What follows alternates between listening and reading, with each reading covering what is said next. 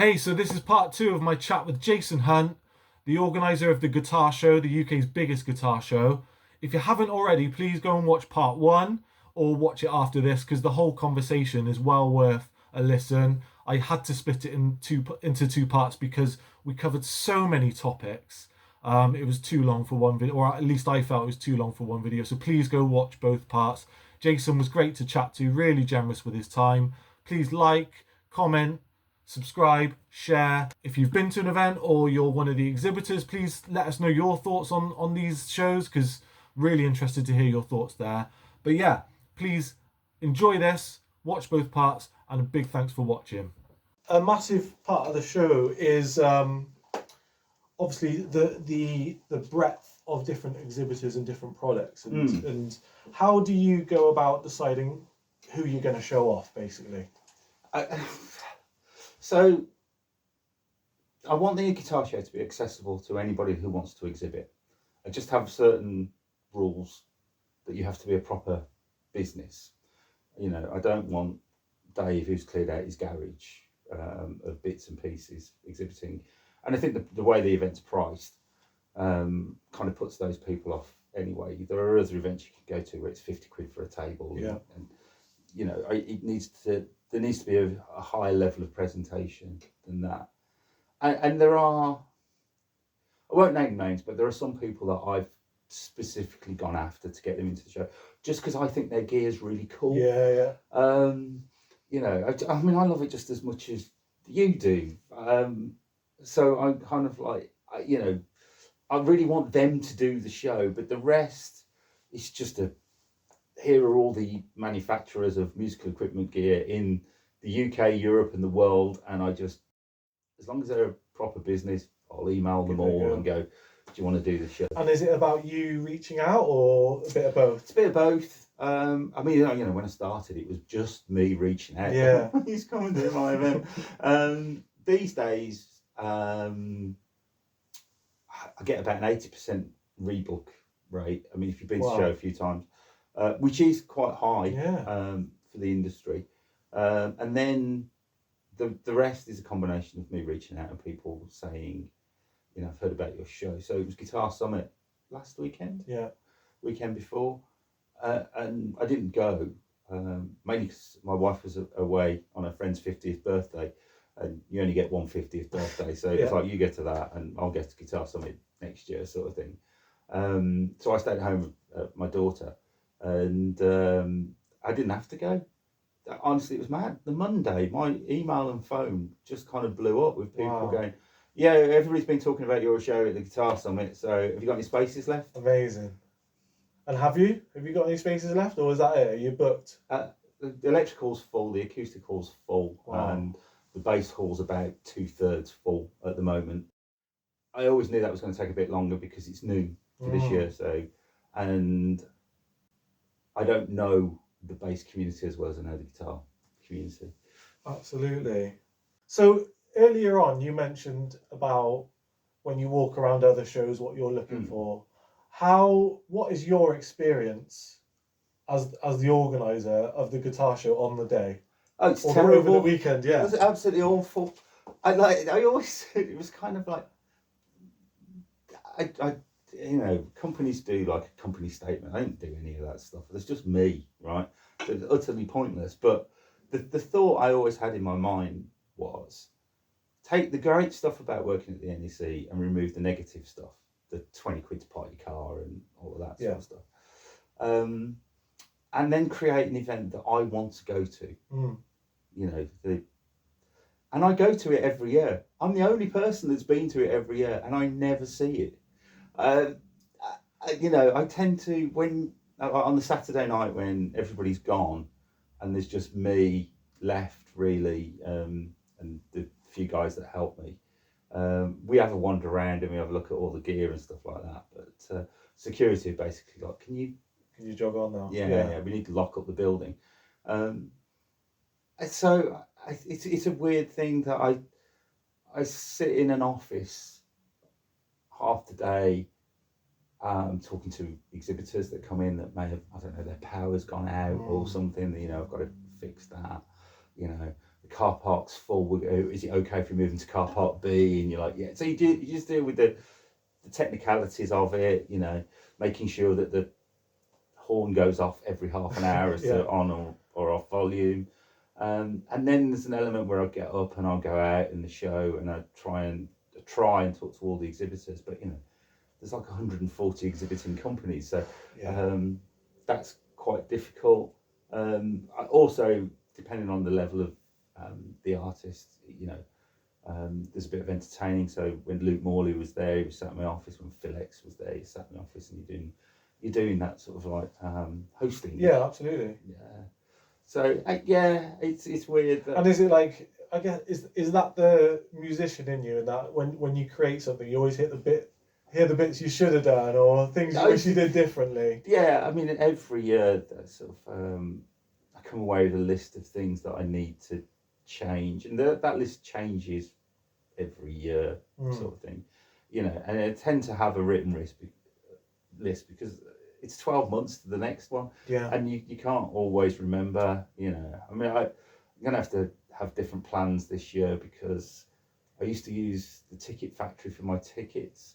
Ticket Factory have been sold to AXS or Access, and they don't do paper tickets anymore. Okay.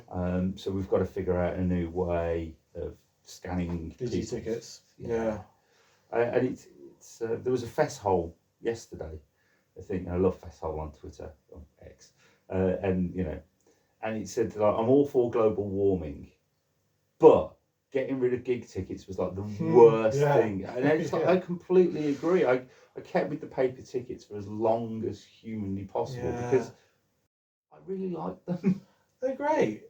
And I don't know about you, but I've got a scrapbook of old gig tickets, and just having that physical reminder that I did this thing is pretty awesome. Yeah. Yeah. Did you next year though, is it? Yeah, I got no choice. Yeah. I'll have to make my own ticket then. Something you might not expect about running a guitar show. What are some of the things you might not assume happens running an event like a guitar show? Or something out of the norm that you've experienced doing these events? The funniest thing that happened to me I was at the NEC, and it was a Saturday morning. It was about 11 o'clock. And the Friday night, so Music Live used to run Friday, Saturday, Sunday. And on the Friday night, I'd run a party for the exhibitors at the Hard Rock Cafe in Birmingham. Okay. And I'd managed to get the event sponsored by Jack Daniels. And they gave us 40 litres of Jack Daniels. And so when it comes to running events, right, like the first day, the opening day is the stressful one. If the power's going to trip out because someone's got slightly dodgy amp on their stand or something, it's going to trip out on the first day, and you deal with all those sort of questions. If there's any sort of like queuing issues, you deal with it all on the first day, so the second, third days run a lot smoother. So there's an element of relief after the first day is done, and I clearly felt that relief with the 40 litres of Jack Daniels. So, and it wasn't just me, there was like a team of us at the NEC, and we were sat in the organiser's office on site. Music Live had opened at 10 o'clock, it's like 11 o'clock. And we are literally sat in this bunker in the NEC with our sunglasses on. So hungover, I mean, it's painful. And this guy comes in and he's just raging, like a visitor. Yeah, okay. Raging. It says on your website it's £5 for children. I've just been charged £8.50, whatever it was. And I'm like, I built the website, there's no way it says £5. And I'm really hungover, and I'm like, I'm really sorry. Let's get the website up, and you can show me where it says £5, because if it is £5, I will gladly give you the £3.50 in my pocket for you to stop shouting at me. And he's ranting, and he's come into the show and then found the organiser's office within the hall, right? Over £3.50? Yeah, except he'd bought a ticket for Music Live when he wanted to go to the Classic Car Show. And he'd walked through Music Live. Like the first stand that you saw at Music Live was Rossetti. and it was 4 meters high, and it was a wall of BC Rich and Rickenbacker, and it's like 150 decibels. And he hasn't clocked that there's not a single car on display in this event. Wow. He left then. Yeah, yeah. But I mean, that was just the weirdest sort of thing. I mean, I guess to a punter, I don't know if you know that I spend like hours writing risk assessments, fire assessments, and all those really boring things to try and make sure that no one gets injured at the event. It's a pretty handy thing to happen, isn't it? Funnily enough, it's next week's lecture. So it's the 1974 Section B Health and Safety at Work Act. It's not just blagging it on those lectures then. No, it's like it's both civil and criminal offence. A bit of a selling the event question here. Why should people attend the guitar show? What are they going to see? If you haven't been before, why should you go? Well, personally, I think there's two answers. The one answer is your local music store or your local music stores don't stock everything. They will probably stock Fender, maybe Gibson, PRS, and a few esoteric brands, but that's it. And that's because that's the way their economics work. At the guitar show, you get to see pretty much everything that you could ever want to see. And there are many small builders of guitars and pedals and amplifiers that there's not enough margin in their products that they can go into a store because the store needs to make 20-25%. They don't exist. So you only buy them direct. You only get to see YouTube, which means that you listen to it through probably crappy computer speakers and stuff like that. And I think that one of the joys of coming is not only do you get to try these pedals, but you actually get to meet the person that made it and then have that conversation. I mean, I don't want to pick on one, but like Rob Williams, for instance, guitar luthier, used to be based in Birmingham, now lives in mid Wales. I've played Les Pauls. My first guitar was a Les Paul copy, and I've played Les Pauls for 40 years now. I know what Les Pauls are like. I played one of Rob's and I was like, oh, this is what they really can be like. I can't afford one, but it's the greatest Les Paul I'd ever played. And there's not just Rob. There's like 50 other people doing equally brilliant work that you should just come and check them out and broaden your horizons. And the other reason, I think, and I think this is true of all events. It doesn't really matter what it is, whether it is the cycling show that I went to with my mate who's really into cycling, or it's the cooking show, or a good home show, or whatever it is that there's that element of community, of hanging out with like-minded people that you only get at events. Yeah, I guess observations from my perspective, what you mentioned about opening your eyes to these independent builders, makers, they're so passionate about their work as well, and that you just pick up on that instantly, can't you? You can tell they're not just, you go into certain shops or whatever, and it's very much they're trying to make a sale, whereas these guys are just happy for you to show an interest in their creations. I mean, I have learned so much about guitars just from chatting to these people, and they're all. I don't think you could be successful without having a nice sort of open and warm sort of personality. But they're happy to share with you. I did a thing, I don't know, before COVID probably. COVID's just kind of like everything just blurs over that period, doesn't it? Where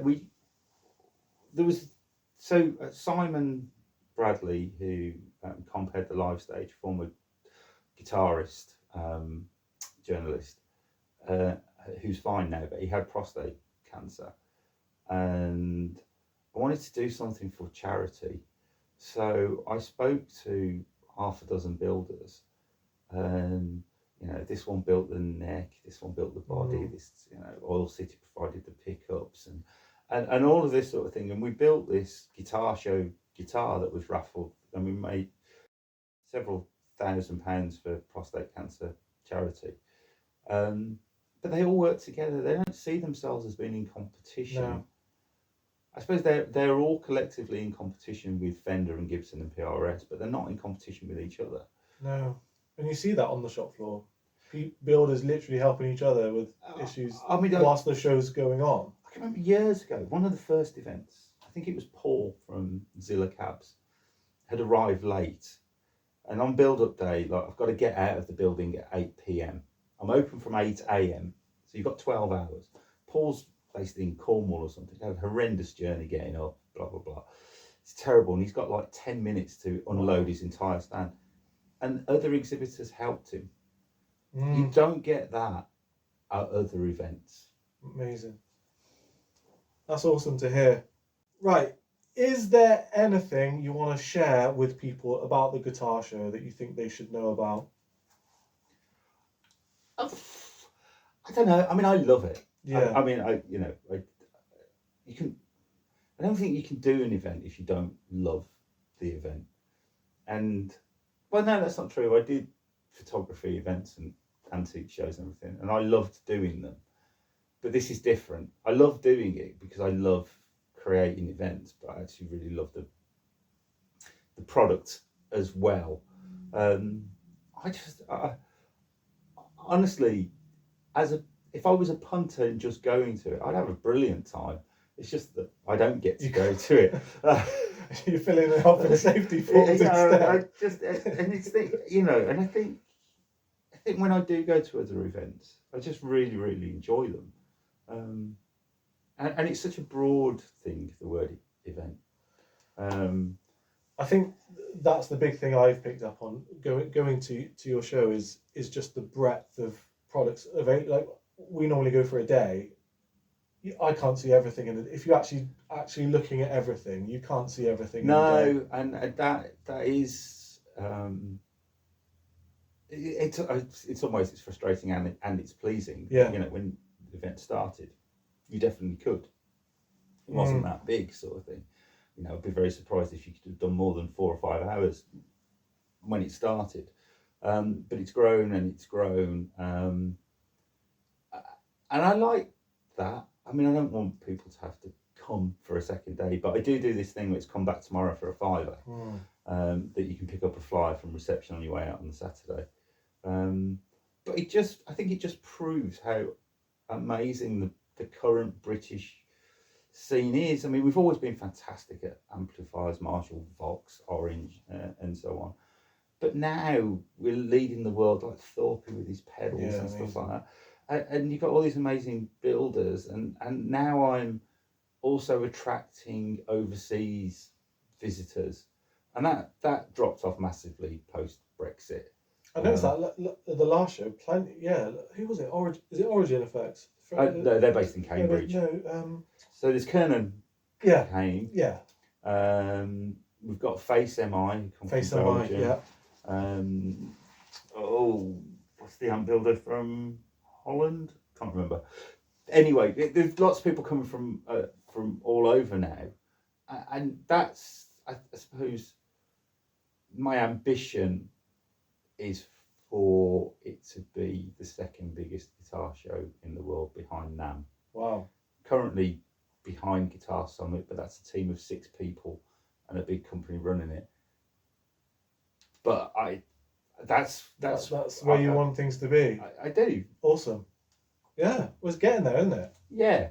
I just think that, and I think it's sustainable because it's an organic growth. It's not a forced big company pouring a lot of money into it to make it happen. It should grow with the audience and the exhibitor base. And so far, the more exhibitors get, the more audience that I get. They're both kind of running like that on the graph. Absolutely. That's the dream. That what's weird, I do this newsletter. It's just me talking rubbish, really, but it seems to work. I like how your Instagram is just memes as well. That's pretty awesome. Yeah, with the difficulty is right. So to make the algorithms work for you on social media, you have to post every day. But I run an annual event, and I also, I'm a big subscriber in believing that people interact more when they're having fun. Mm-hmm. So it is memes right now because there's loads of stuff I want to say, but I can't. Contracts haven't been signed yet, and so on. And I also don't want to, like, Guitar Summit put out, and they're like, we've got, was it Andrea Misco playing? And then they have to say that he's pulled out and stuff like that. I don't want to do any of that sort of stuff. So to keep the algorithms working, to keep my accounts being shown to people who don't follow it, I thought humour was the best way to do it. Absolutely. I also realised that like, it's we all do this for fun, right? No one does it because it's like maths homework. It's fun.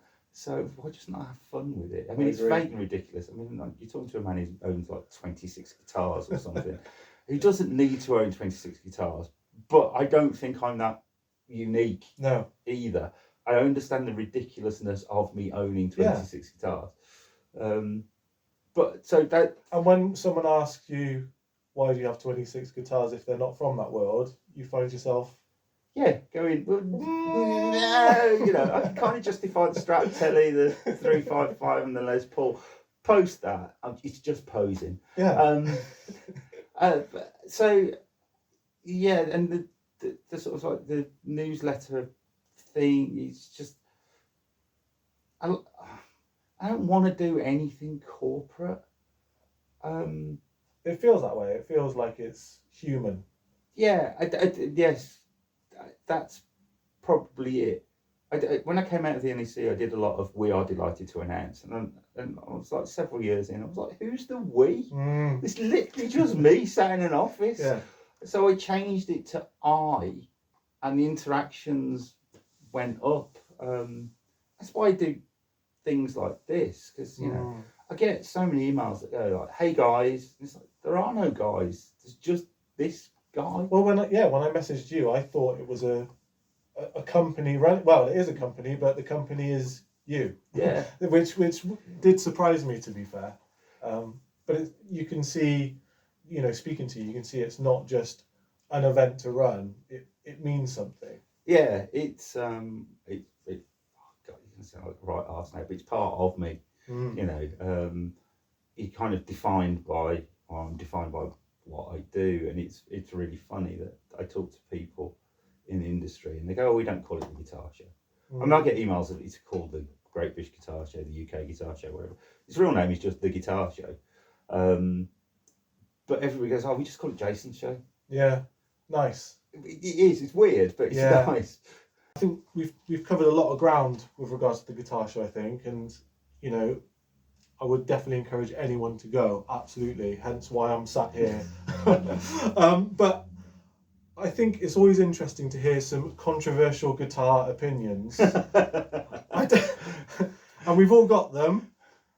Is there anything you want to throw out there, or might you annoy some of your exhibitors? I haven't got any controversial.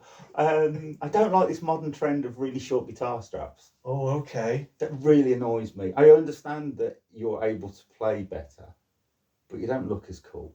So when it's a bit, are you talking about if you're in a rock band? You know, you can maybe get away with this. Okay. Any. So if you're doing jazz or whatever, I don't care. You just don't have it high. Just lower it down. There you go. That's fine. We'll accept that. That's more of a placement thing than anything.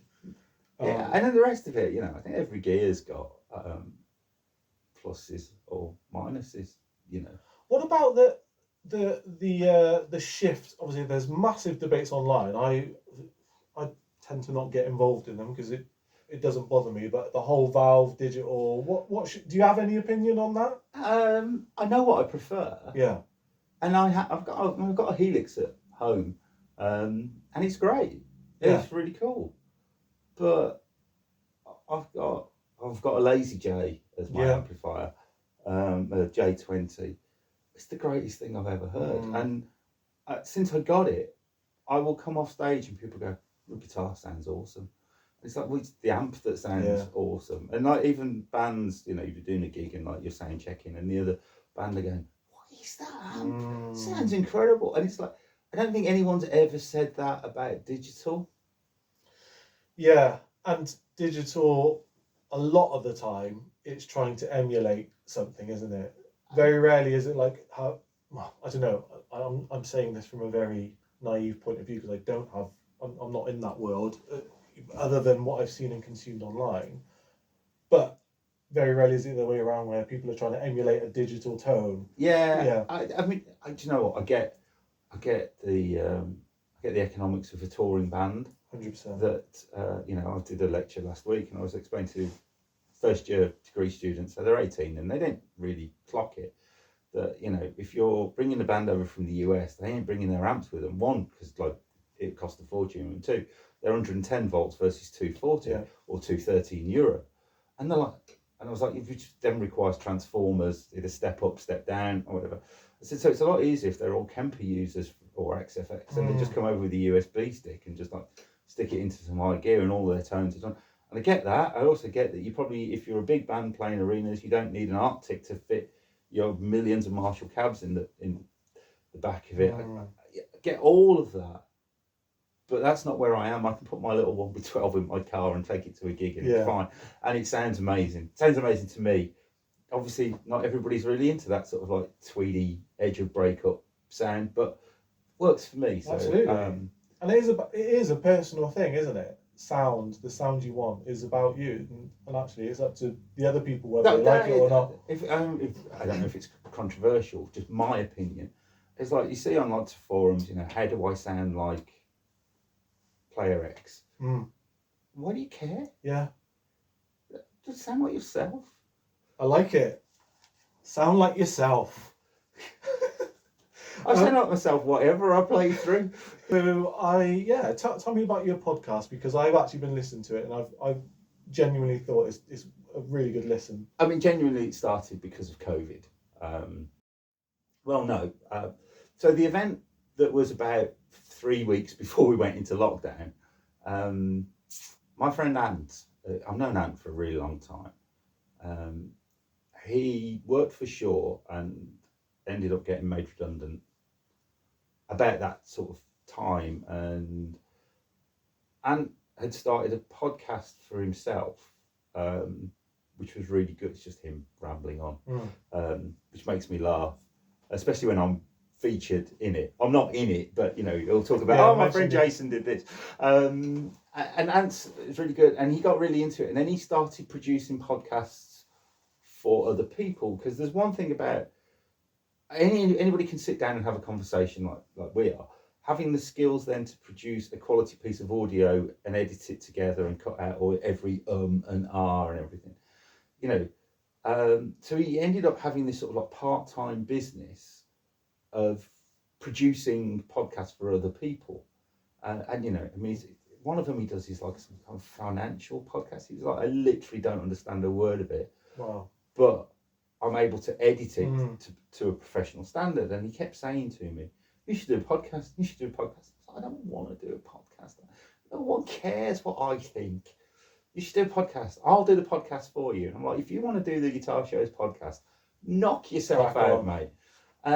So he came to the event 3 weeks before COVID and interviewed Rob and Rabia, Bill X, Mike Exeter at the show in a broom cupboard, effectively. And those are the episodes currently on the podcast. I've not listened to those ones. Yeah, the very early ones. So I'm not on them, other than I'm at the very start when we have a little chat, and at the very end. And like the first couple of it, Ant jokingly refers to me as the reluctant podcaster. So we went into COVID and we got all this stuff recorded, and it was like, what are we going to do with it? And I was like, okay, I'll do this. I needed some way. I was terrified, like every other event organiser or anybody that had a business that was shut down by COVID. I was terrified that people would forget about my business. I'd spent a long time building it up, and it was my primary source of income, and I was just stuffed. So it was like, well, let's keep doing the podcast as a way to remind people that the guitar show exists. So I got over the reluctant bit because I had no choice. But it coincided with lots of pop stars were also locked in their houses with nothing to do. And then you realise by about issue 8, I'm talking to Glenn Matlock from the Sex Pistols and Earl Slick from David Bowie's band and stuff like that. And then like my personal sort of thing, I got to interview Paul Stanley from Kiss. And I'm like, crazy. This is mad. Actually crazy. It's absolutely mad. And it was a really weird time that so there's a picture of Paul Stanley on the wall there. Within the space of a month, I'd interviewed Bruce Kulick for the podcast and Paul Stanley for the podcast. And then Bass Guitar Magazine asked me to interview Gene Simmons. It was literally 15-year-old me cannot believe the month that I've just had. And then the podcast, I just really enjoyed it. So we just carried it on, really. Listening to it just sounds like people having a chat as well, which is what I really like. Again, it's not prescribed, yeah. I mean, you should see the note. I mean, you've turned up with quite a lot of notes. Yeah. I've got one A4 piece of paper that I've just written some random words on, which is about 200% more preparation than Ant does for them. But I just like talking to people. Yeah. And I've just learned some really interesting things. I've spoken to some really nice people. I've never had anyone that's been horrible. No, nice. On the podcast. It's just been really good. So we've just recorded episode 1 of the new season, which starts at the end of October. Just sorting out a date for recording the second one. The plan is, one of the mistakes we made last year was, we'll record them all the way up to the guitar show as a promo for the event. And then I just get so busy. I've got to be honest, at the moment, I turn up to work about 10 or leave at 5. But when we get back from Christmas, I'll be in here at 8 in the morning and I might not leave until 8 at night, which is the only downside when it is just you. So I work the same number of hours as everybody else working, but I just do them in different levels of when they intensity. Happen. Yeah. So we're going to try and get all of the episodes recorded before Christmas and then drop them out fortnightly. Brilliant. And what's it called? It's called 9 to 42. 9 to 42. Well worth a listen if you're into anything guitar related, and it is a really good listen. I think those are the key things, and we've covered infinitely more topics than I thought we would, given the questions I had written down. So it's been really interesting, Jason, having you share your story about where you started from to where you are now and your aspirations moving forward. And I'm just grateful that you allowed me to come and meet you and have this chat, because the shows, I've only been twice, but the fact that it's got me to this point because of how enjoyable it's been is testament to your efforts, to be fair. Well, thank you. It's I don't know. I just I love the event. I want everybody else to love it. Yeah, really. Awesome. I think that's it. Yeah, perfect. Thank you, guys. Thank you for watching. Check out the Guitar Show 2025. Check out the podcast. And take it easy. Job done. Thank you very much. Thank you, mate. No, I appreciate it. That's all right. So again, big thanks to Jason. I really appreciate him spending time with me to chat about these things. It was really interesting. And again, like I said in the first video, I had so many more questions to come away with. Jason, he was a really interesting person, to be fair, because like you might have caught in the video, he not only runs the event, he's a lecturer at BIM in events management, I think. If not, I'll put the right name for his course on the screen right now. He also curates these magazines rather. These are the 11 magazines that you can buy at the Guitar Show, and they are actually amazing. If you haven't got them, I would encourage you to give these a shout. These aren't just, your guitarist magazines, your total guitar magazines. These are proper, almost coffee tabletop style magazines. Some awesome artwork in there as well, and interviews. And again, Jason does his own podcast. 9 to 42, check it out. Genuinely, it's an awesome listen. I'd also like to thank Jason for still going ahead with it, despite me calling him the wrong name as soon as the camera started rolling. So, hey there, I am with James Hunt. Jason. But yeah, thank you all for watching. Thank you, Jason. And I'll be there March 2025. Take it easy, guys.